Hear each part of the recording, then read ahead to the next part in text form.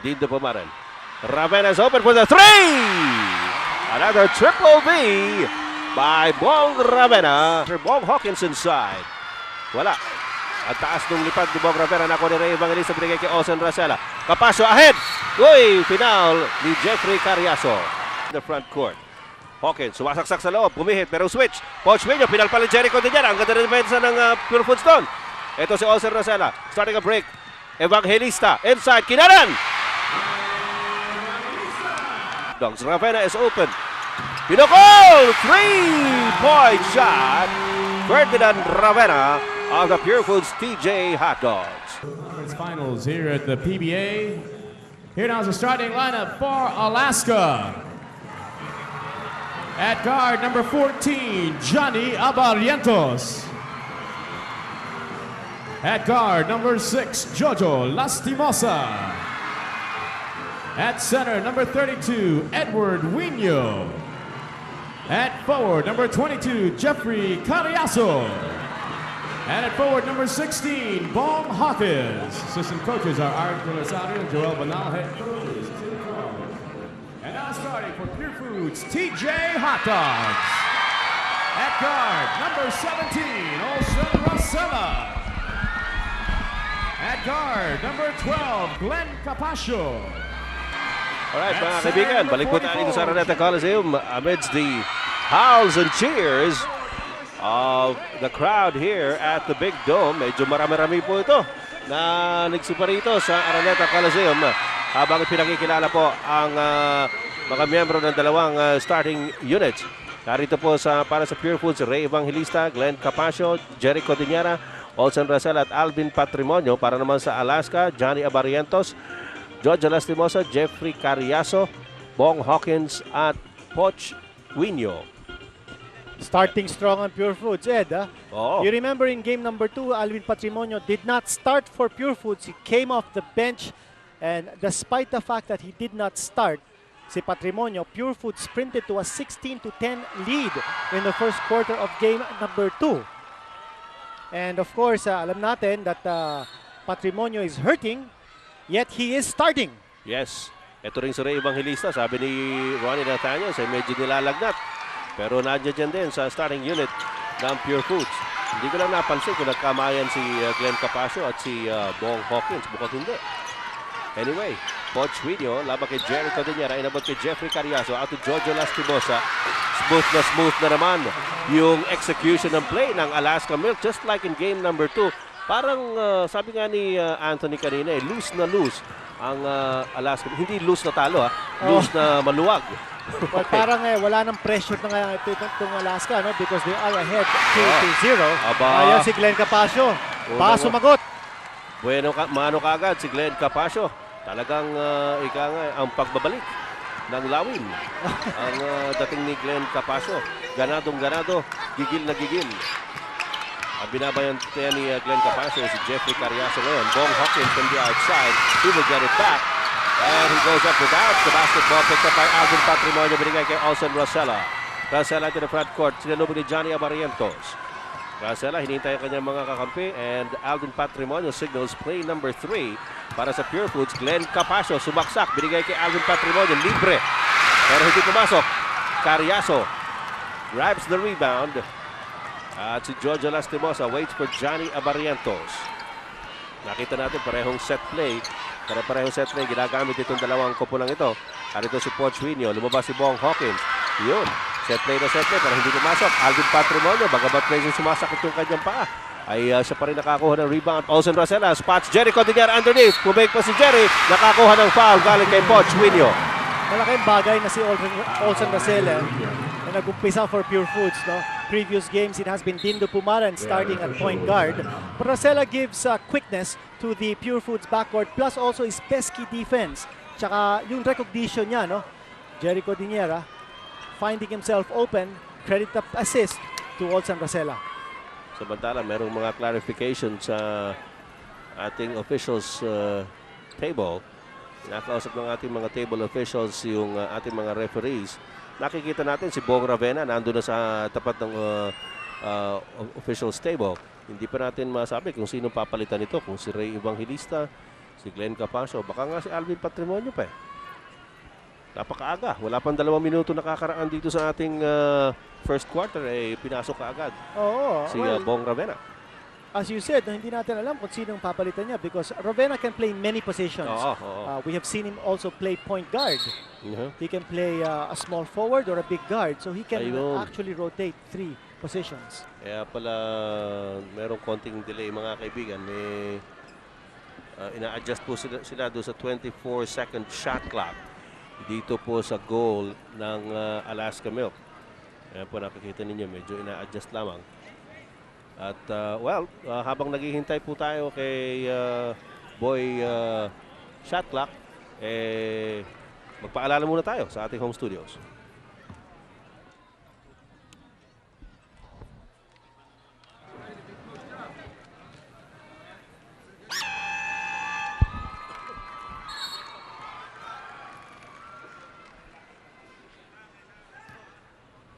An extra shot for Jerry Cordillera.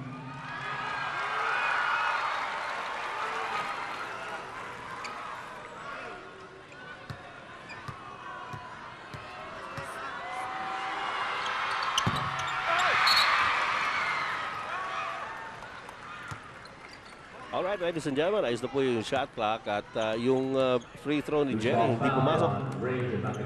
At nagkaroon pa ng loose ball foul lamang kay Ray Evangelista. Kanya at pagkakaroon po ng backcourt inbounds. Ito, si Bong Ravena ang pumasok po para kay Alvin Patrimonio. Palagay ko medyo ininda ni Alvin yung pagbagsak niya after that rebound. No, ha? Yung paglanding niya. At saka palagay ko psychological tactic din yun as far as Contreras is concerned. To be able to rattle Alaska by starting Alvin Patrimonio despite the fact that there is widespread talk that Patrimonio might not play in this game tonight because of that sprain. Tama. Samantala, a traveling violation on Bong Hawkins and TJ Hot Dogs, beneficiaries of a turnover by Alaska Milk. Lamang po ng dalawa ang Pure Foods 4-2 here in the early goings of the first quarter, and Rosella scores it from right of the key. Apat na ang kalamangan ng Pure Foods over Alaska. Jeffrey Cariaso gets it over to Bong Hawkins in the front court. Hawkins sumasaksak sa loob, bumihit pero switch. Coach Minyo, pinalpal ni Jericho Diñera. Ang ganda ng depensa ng Pure Foods doon. Ito si Olsen Rosella, starting a break. Evangelista, inside, Kinaran! At malaking bulusok ito. Tsaka tinawag yung half-court trap ng Pure Foods. It's now working for the Hot Dogs. Binibigyan nila ng pressure yung mga ball carriers ng Alaska. 6-point lead by the TJ Hot Dogs in the early goings. Johnny Abarientos, Labakera Sela. Bong Hawkins, ito na naman ang set play ng Alaska. Lumabas si Cariaso. Low post, Coach Minyo, Labakera Evangelista. Minyo, sumaksak sa loob. Lapi denied. Bagamat tumulong pa si Bong Ravena galing sa likod. At tinapyas mo ang kalamangan ng Pure Foods to 4 points, 8-4 ang ating score. Glenn Capasio, kalaman kay Jeffrey Cariaso, binibigyan siya ng pick ni Jericho Diñera. Capasio, naghahanap ng puwang. Whoops! Mukhang offensive foul. Hinarang daw ni Jericho Diñera yung dalawang double team sana. Also switch. Well, very clear. Jericho Diñera wanted to give Capasio an opportunity to get hot. Capasio already with 2 points in this game. Pure Foods looking to Capasio to put some points on the board. Johnny Abarientos out to Hawkins. Sabagay, siguro gusto ng Pure Foods iparamdam sa Alaska yung pagbabalik nga ni Glenn Capasio. Pero dito po sa eksenang ito ay tatawagan ng foul si Olsen Rosella. Tinuhod daw niya si Johnny Abarientos, sabi ni referee Bayan Ledesma. Well, bago yung foul yun, nakita natin na nagkaroon ng switch. Ito si Bong Hawkins playing the outside, drawing Jericho Diñera. Pero nung nasa labas siya, biglang si Ray Evangelista na lang ang bumantay kay Hawkins because Pure Foods needs Jericho Diñera underneath the boards for the possible defensive rebound. Ito naman, si Hawkins na nakabantay sa kanya, si Olsen Rosella. Yes. Kaya pinukulang kaagad ni Bong Hawkins, tapyas kaagad sa dalawa. Ang abante ng Pure Foods, 8-6 po ang ating score dito sa first quarter. Lamang ang Pure Foods ang dalawa. Ray Evangelista low posting against Bong Hawkins. Cross-court pass to Glenn Capasio. Capasio puts it up against Cariaso. Glenn Capasio doing 2 for 2 dito po sa umpisa ng ating laro. 4 na puntos sa kalamangan ng Pure Foods, 10-6 is our count. We have 7 minutes and 48 seconds remaining in the first quarter. Bong Hawkins inside. Wala. Ang taas ng lipad ni Bong Rivera. Nakuha ni Ray Evangelista. Binigay kay Osen Racela. Capasio ahead. Uy! Final ni Jeffrey Cariaso. And Capasio will go to the line. Well, we have not seen Pure Foods run as well as they are doing here in the early minutes of the first quarter in the previous 2 games. Nakikita natin that Pure Foods is hustling. Nakukuha nila yung defensive rebound, they're pitching the outlet, and they're scoring in transition.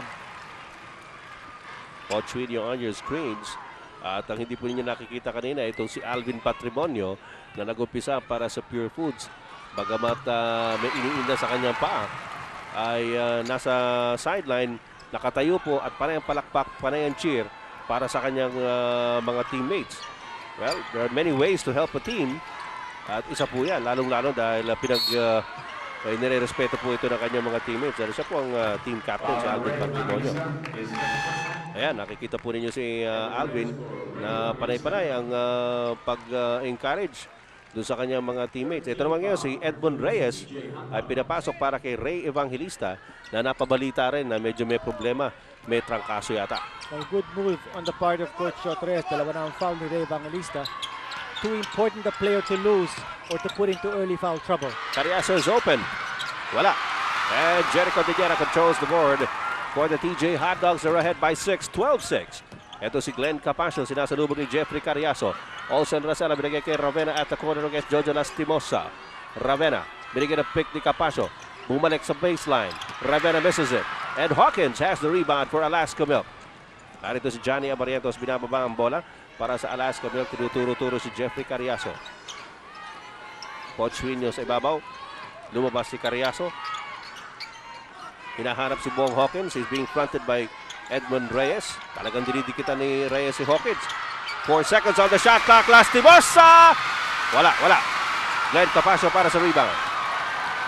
6.5 minutes remaining in the first quarter. 6-point lead by the Pure Foods TJ Hot Dogs. Ravena is open. Pinokol! 3-point shot. Ferdinand Ravena of the Pure Foods TJ Hot Dogs. Pure Foods already scoring 9 points from the outside. Eh, ang Alaska aapat lang. So mukhang binebuenas ang outside shooting ng Pure Foods in this game. Cariaso. Wala pa rin. Yes, and Alaska having its problems now scoring from the perimeter. Alam mo, with Ray Evangelista out, ito si Bong Ravena stepped up on the rebounding shores and showing off his high leaping abilities as Olsen Racela knocks it in from the corner. And Tim Cone has seen enough. May timeout po tayo mga kaibigan.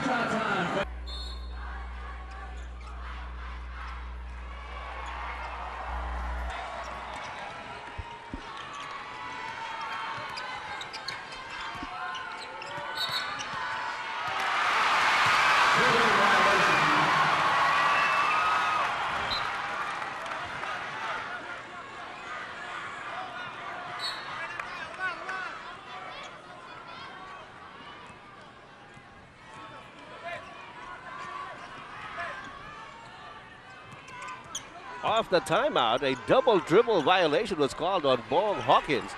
Kaya sa Pure Foods po ang bola. Olsen Racela drills it in again. At ang Pure Foods TJ Hot Dogs leads by 13 points. Dito po sa first quarter.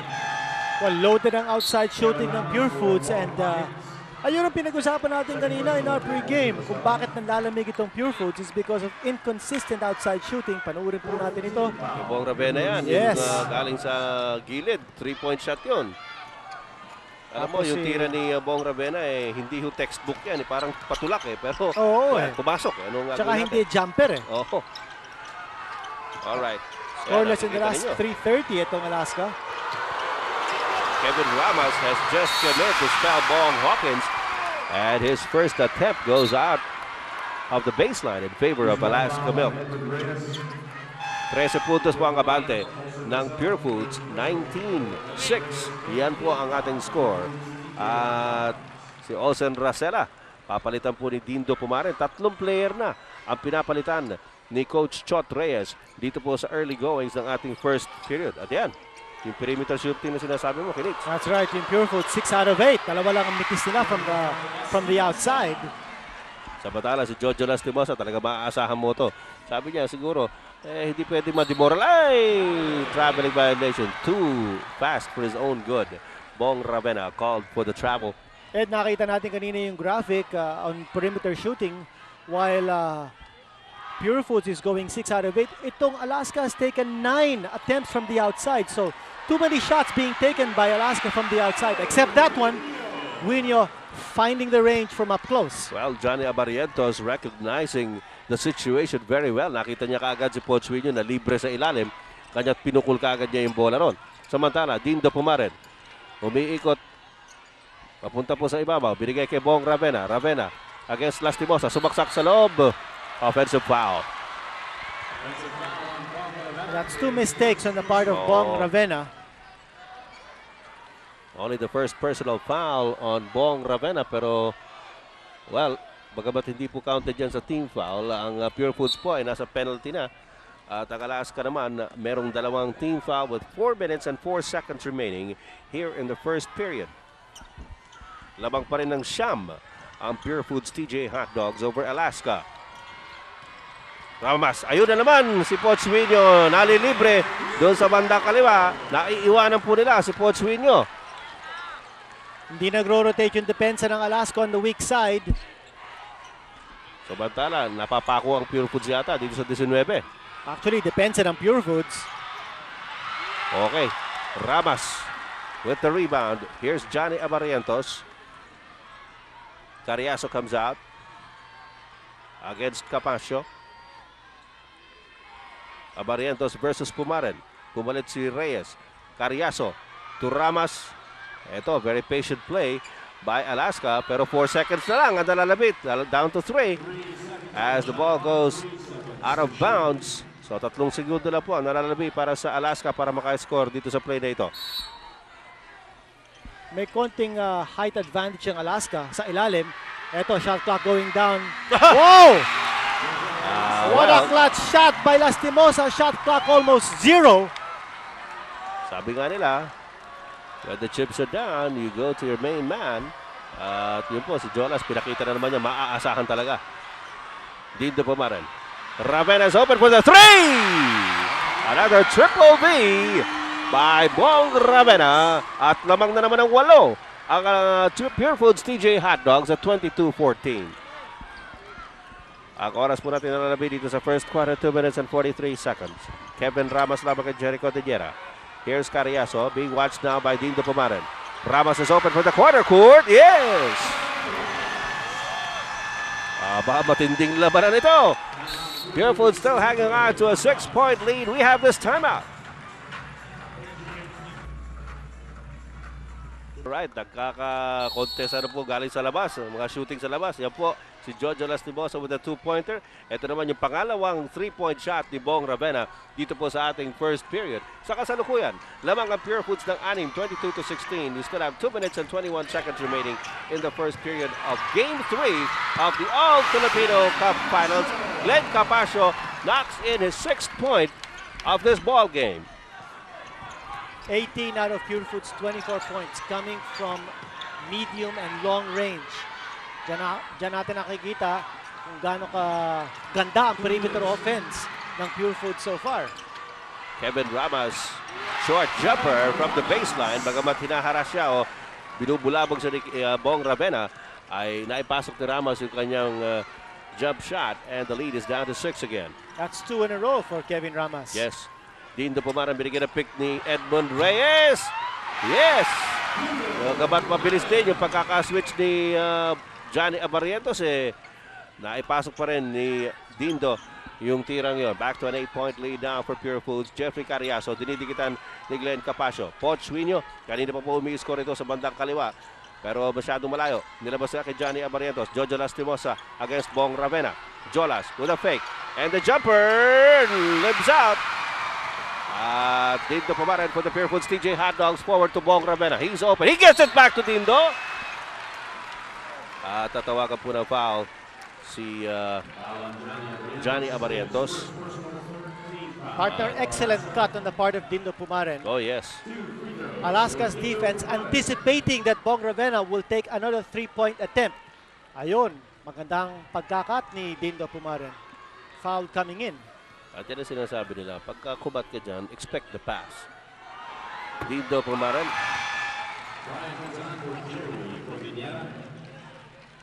At meron pong papalitan na naman. Si Jericho Diñara babalik sa bench.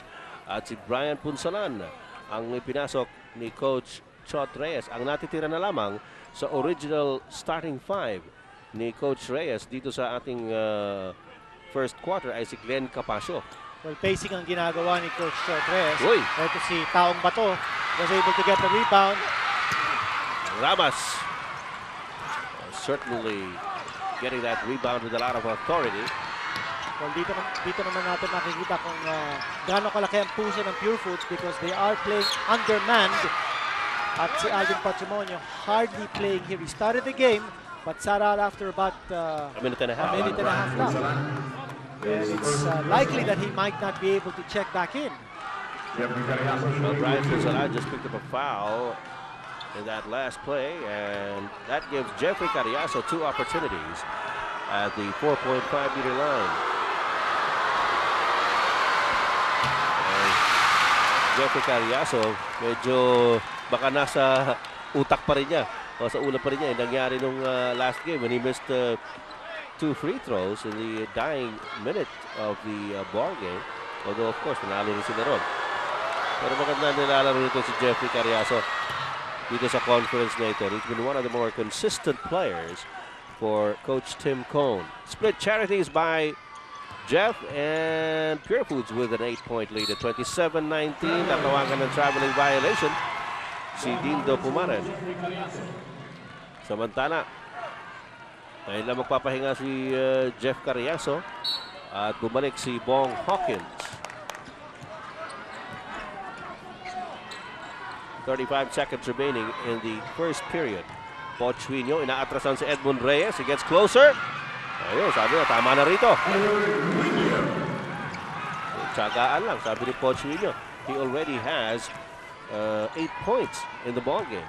And magandang pacing ng both Alaska and Pure Foods. Oo. Makikita natin, both coaches always looking to have fresh combinations on the floor. Nakakalamang dito yung Alaska because sabi nga natin kanina, undermanned ang Pure Foods. Not only in terms of having less experienced players, but because Alvin Patrimonio, very doubtful to check back in.